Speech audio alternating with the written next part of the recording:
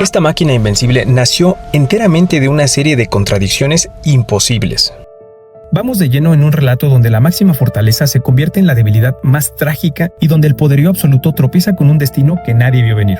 Vamos a explorar cómo el SR-71 Blackbird se construyó sobre una base loquísima de genialidad extrema y al mismo tiempo un error absoluto. Es una historia fascinante donde los mayores triunfos aeroespaciales escondían debilidades mortales y contradicciones que resultan casi cómicas. Vamos a descubrir cómo la obsesión por dominar el cielo obligó a los ingenieros a desafiar toda lógica, creando un prodigio tecnológico que literalmente operaba al borde del desastre en cada misión. Para poner las cosas en perspectiva, volar a más de 3.000 km por hora genera una fricción brutal. Hablamos de temperaturas superficiales superiores a los 300 grados centígrados, un calor infernal que derretía el aluminio tradicional de los aviones como si fuera de plástico. La única forma de evitar que la nave se desintegrara en la estratosfera era construirla de titanio. Pero claro, esto generó la primer gran ironía de nuestra historia. Resulta que el avión espía estadounidense más avanzado de todos los tiempos necesitaba un material tan específico que la única manera de conseguirlo era comprándoselo al mismísimo rival que planeaban espiar. Para espiar a su rival, tuvieron que engañarlo primero. Para construir el avión espía SR-71 Blackbird, el problema logístico era una locura. Estados Unidos simplemente no tenía las reservas de titanio necesarias y resulta que el mayor proveedor mundial de este mineral era la Unión Soviética. Así que en plena Guerra Fría, la CIA y la compañía Lockheed armaron una jugada maestra y absurda a la vez. Usaron una red complejísima de empresas fantasmas y excusas comerciales en países del tercer mundo para comprar el metal en secreto. Así, empaquetando todo a través de intermediarios falsos, el bando comunista terminó vendiendo el escudo impenetrable de la misma arma que después los vigilaría desde el cielo sin piedad. Pero este revolucionario avance material trajo consigo un fracaso ineludible en tierra. Si el titanio soportaba el infierno en el aire, pero la física tiene sus reglas, el fuselaje completo tenía que expandirse drásticamente por el calor extremo. Si ajustaban las piezas a la perfección estando frías en el hangar, la fricción aerodinámica a Mach 3 simplemente destrozaría la nave rompiendo cada perno. Esta genialidad técnica creó una falla tan básica que da un poco de risa. Estacionado en la pista, el avión más sofisticado del planeta parecía un rompecabezas mal armado y totalmente defectuoso. Para volar a velocidades récord, este avión debía derramar combustible en tierra. Para lidiar esa expansión, el SR-71 Blackbird tenía un secreto. Las piezas de titanio se ensamblaron intencionalmente con espacios enormes y superficies corrugadas. Todo encajaba perfecto, pero solo cuando rompía la barrera del sonido. A estas velocidades, el metal se calentaba y la nave entera crecía unos asombrosos 5 centímetros. El pequeño detalle es que no existía un sellador que aguantara estos cambios, así que en tierra los tanques literalmente no eran herméticos. Para esta bestia se inventó el JP-7, un combustible tan seguro que si le lanzan un cerillo encendido, se apaga. Pero al no sellar los tanques, este valiosísimo líquido se escurría como una coladera por las rendijas, formando charcos gigantes bajo la nave antes de cada vuelo. Y claro, esta maniobra escondía un riesgo aterrador de todos los días. Para evitar que el peso de ese combustible y las fugas provocaran un desastre en el tren de aterrizaje, el avión tenía que despegar casi vacío. Inmediatamente después de subir, tocaba hacer un vuelo supersónico corto para calentar la estructura, forzar el sellado por la expansión del titanio y luego, de forma urgente, frenar para reconectarse a un avión cisterna. Imaginar ese reabastecimiento en pleno aire, a escasos metros de otra nave con una pintura que literalmente venía hirviendo, es de no creerse. Solo superando ese peligrosísimo ritual, el Blackbird estaba verdaderamente listo para acelerar al máximo. A velocidades Mach 3, la onda de choque supersónica era el peor enemigo.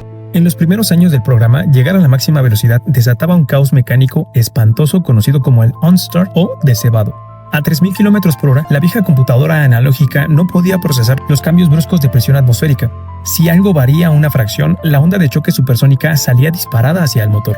Si algo varía, ¡pam!, en milisegundos colapsaba el flujo de aire y se cortaba la mitad del empuje de golpe. La violencia del impacto era tan brutal que las cabezas de los tripulantes literalmente rebotaban contra el cristal de la cabina y la nave daba un latigazo lateral que hacía sentir que la estructura se iba a despedazar ahí mismo. Al ver la inmensidad de estos motores Pratt & White J58, queda claro el nivel de potencia y peligro del que estamos hablando. Para frenar esos latigazos supersónicos a más de 20.000 metros de altura, la solución fue instalar computadoras digitales capaces de recalcular la aerodinámica cientos de veces por segundo, arreglando el problema antes de que los pilotos lo alcanzaran a notar. Sin embargo, generar la inmensa cantidad de energía para estas bestias de empuje creó una contradicción todavía más grande. El avión clasificado como altamente secreto de pronto llamaba la atención de absolutamente todo el mundo. Diseñado para ser invisible, pero todos sabían exactamente dónde estaba. Resulta que el diseño exterior de bordes curvos era una genialidad total, pionero de lo que hoy es la tecnología stealth o furtiva. En un radar convencional, el avión se veía diminuto, casi como un pequeño pájaro, pero traía un punto ciego monumental. Los motores funcionaban en postcombustión continua, escupiendo una llama y gases tan extremos que ionizaban el aire alrededor.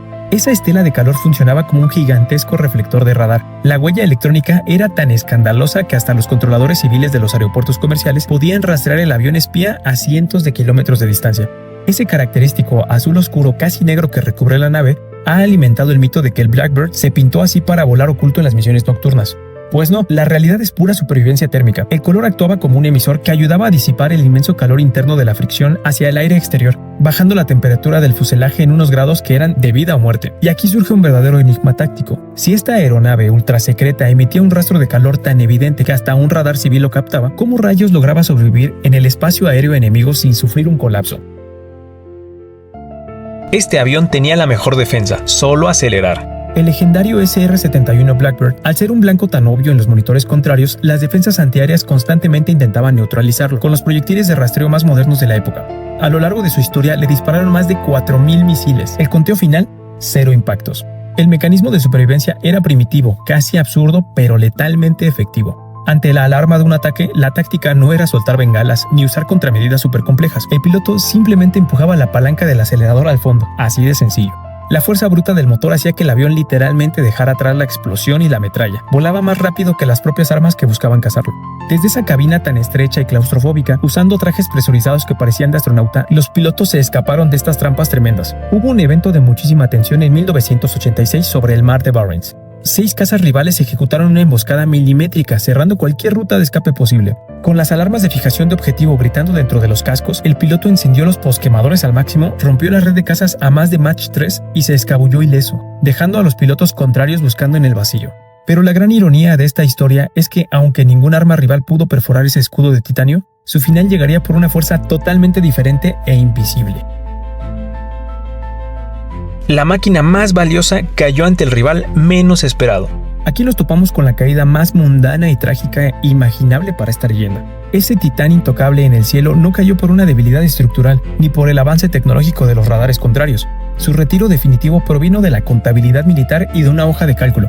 Mantener a esta bestia volando requería la exorbitante cantidad de $200,000 por hora de operación. Esto incluía la logística global de los aviones cisterna exclusivos y un auténtico drama en los hangares, donde los mecánicos se veían obligados a canibalizar cruelmente a otras unidades en tierra para conseguir piezas de repuesto. Al terminar la Guerra Fría, el presupuesto sentenció al Blackbird al retiro definitivo, cambiando por satélites y drones, alternativas más baratas, eficientes, pero francamente bastante aburridas. Al final, el triunfo más deslumbrante de la ingeniería analógica fue sometido por la burocracia.